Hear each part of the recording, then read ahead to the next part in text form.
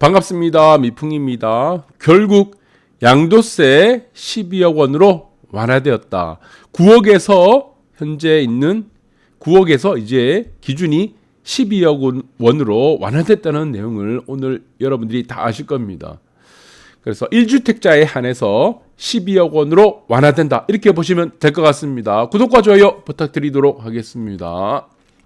1주택자 양도세 기준이 12억 원으로 바뀐다.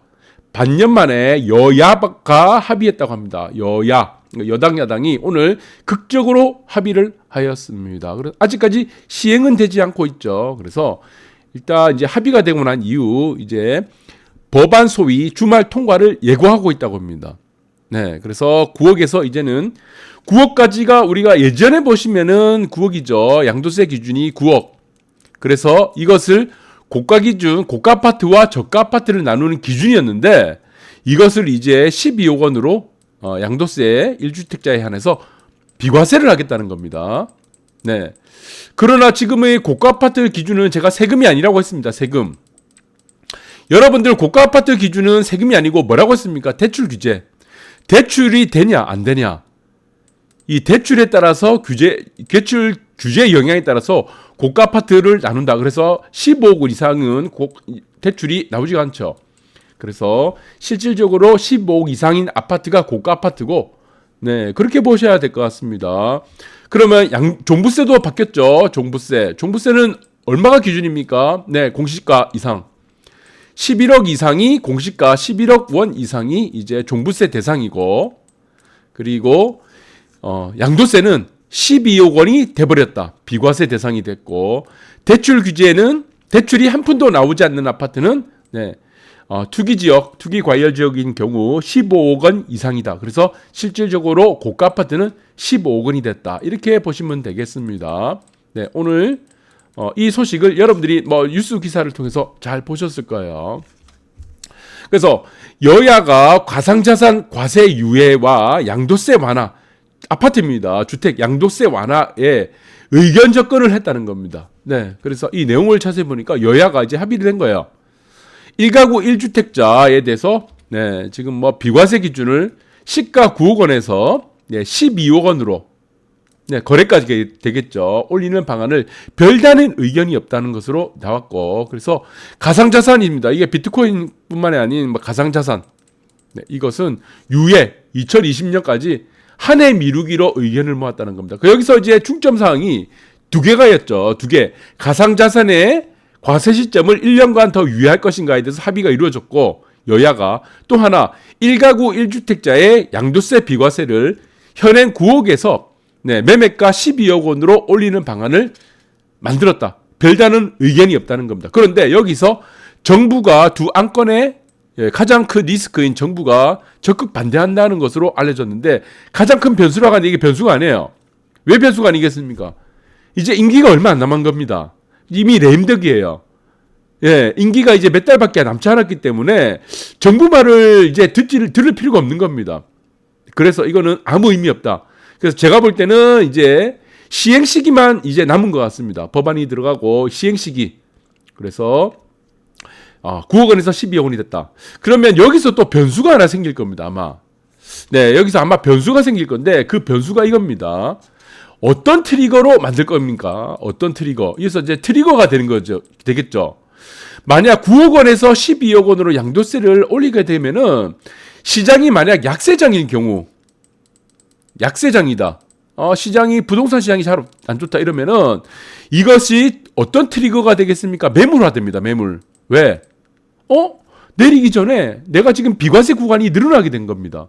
내가 12억 원인 사람들도 11억 9천만 원인 사람도 이제 비과세가 됐기 때문에 약세장 경우는 매물이 늘어날 수 있는 하나의 트리거가 기폭제가 될 수가 있고, 이것이 만약에 단면으로 좀 보시면은 강세장이라 칩시다. 부동산 강세장이라고 치게 되면은 만약에 9억에서 12억 원으로 양도세가 비과세됐다. 이 소식이 전하게 되면 어떻게 되겠습니까? 네. 네, 이게 만약 시행이 되면은 이것이 어떻게 되냐? 네, 이게 매수세가 몰리게 되겠죠. 매수세가 이제 집중이 될 가능성이 큽니다. 12억 원까지 아파트 가격이. 그래서 이거는 두 부류로 보셔야 된다. 약세장인 경우 양도세 비과세가 매물을 불러올 수 있는 트리거가 될 수도 있고, 강세장에서는 매수를 집중적으로 불러올 수 있는 하나의 트리거가 될 수 있다. 이렇게 보시면 이해가 될 것 같아요. 그래서 오늘은 가상자산 그리고 아파트 두 부류로 간단하게 한번 보도록 하겠습니다. 가상자산은 또 간단하게 볼게요. 한 페이지만.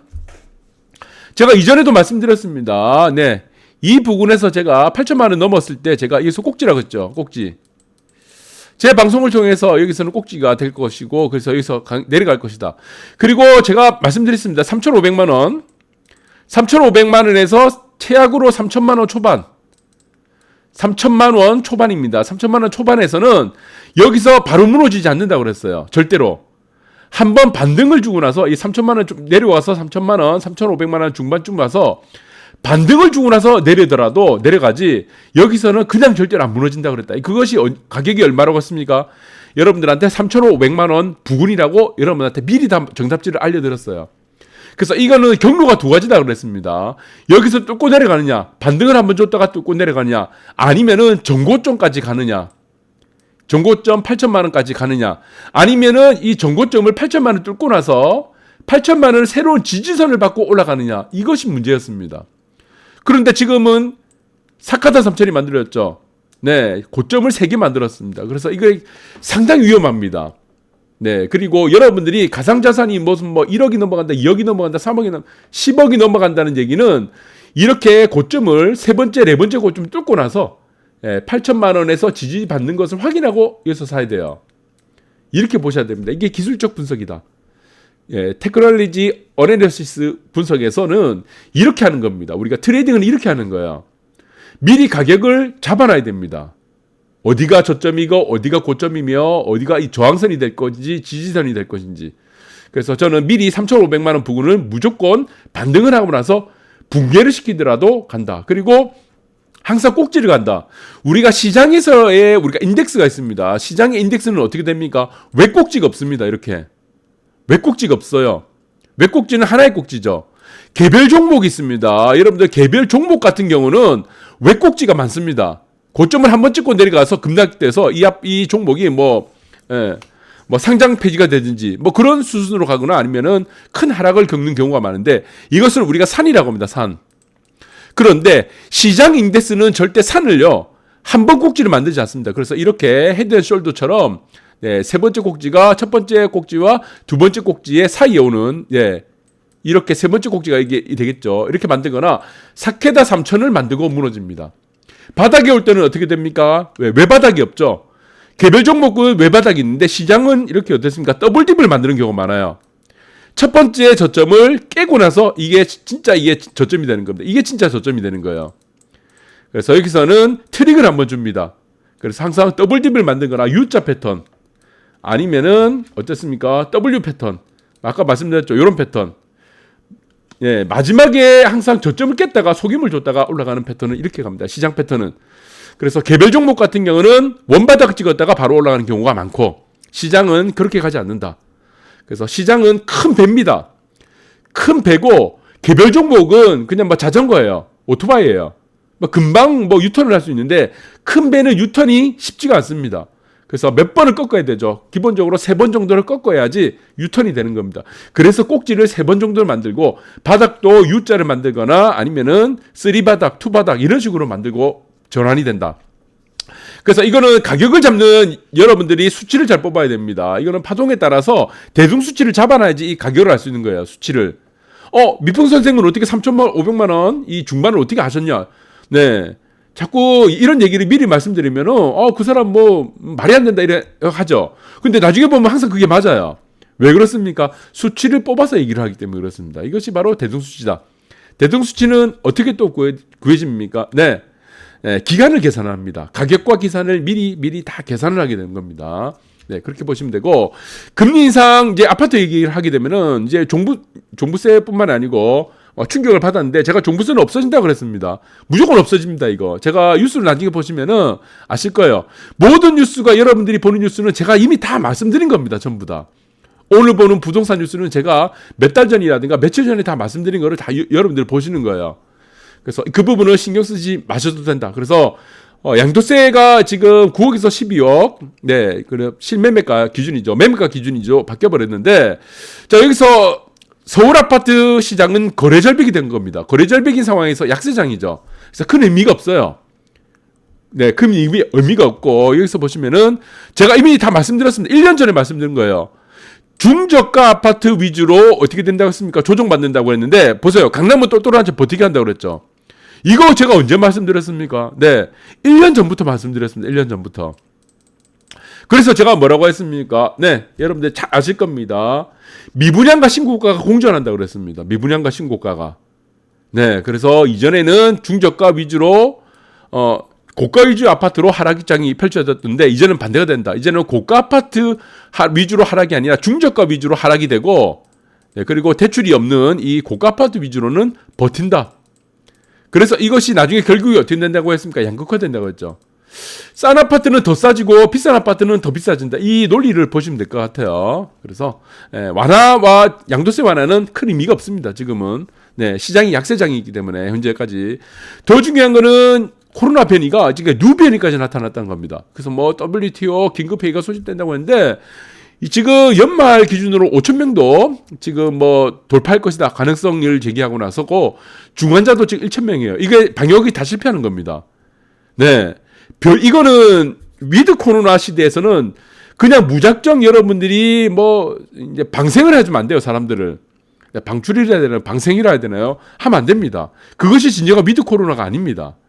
여러분 자꾸 이 지금 정책을 엉뚱하게 지금 펼치고 있는 겁니다. 정책을 그러니까 생각을 하고 정책을 해야 되는데 만들어야 되는데 그냥 뭐 기분 내키는 대로 하는 거예요. 표에 따라서. 그래서 이거는 저는 좀 심각한 우려가 될 수 있는 부분이지만 지금 더 위험한 만약에 누변이라든가 지금 누변이가 생기죠라든가 더 위험한 변이가 나온다고 하더라도 자산 시장에 미치는 영향은 제한적입니다. 왜? 이게 지금 코로나 이런 부분에서 있어서 이제 내성이 다 생겼습니다. 내성. 예, 이미 호재도 악재도 이미 여러분들이 다 노출되어 있는 상황이기 때문에 저는 큰 의미가 없어요. 그러나 여기서 만약에 지금 뉴변이라든가 이 더 큰 변이가 발생돼서 코로나 환자가 더 많이 늘었다, 중환자가 더 많이 늘었다 이러면은 저는 앞으로 상황이 제로금리도 갈 수 있습니다. 제로금리가 아니고 마이너스 금리도 갈 수 있습니다. 마이너스 금리. 금리 자체는 자산시장은 큰 변동이 없는데 스테이블하게 이렇게 움직일 뿐인데 금리 자체는 앞으로는 마이너스 금리도 갈 가능성도 배제할 수는 없습니다. 그래서 지금 금리를 올리는 게 정말 아무 의미가 없이 금리를 올리는 거예요. 표에 따라서 금리를 올린다. 이거 하나밖에 없는 겁니다. 네, 고용지표라는 실물경제 회복이 전혀 없는 상태에서 금리를 올린 거죠. 그래서 이게 문제가 된다는 것이고 결국에는 과정은 다 똑같습니다. 결과는 다 똑같아요. 그 결과가 무엇입니까? 양극화예요. 그래서 양도세가 9억에서 12억 됐다. 이 부분은 여러분들이 신경 쓸 필요가 없는 겁니다. 네, 그것을 영향을 받는 것은 강세장에서 영향을 받는 거지. 지금 같은 대출 규제가 있고 무슨 뭐 금리가 억지로 표에 따라서 올리고 이런 상황에서는 큰 의미가 없는데 우리가 주목해야 될 것은 이겁니다. 양극화는 피할 수가 없는데 이 양극화에 가는 과정들이 어떤 과정으로 가느냐는 겁니다. 어떤 과정. 이 과정들을 여러분들 중요시해야 돼요. 과정들을. 결국에는 미국의 3천억짜리 아파트처럼 이런 아파트들이 생깁니다. 대한민국에도. 이게 바로 엄청 어마어마한 양극화죠. 여기는 조망에 따라서 300억이죠. 조망값만 300억입니다. 그래서 이 부분들을 보셔야 되는데 일본도 어떻게 되겠습니까?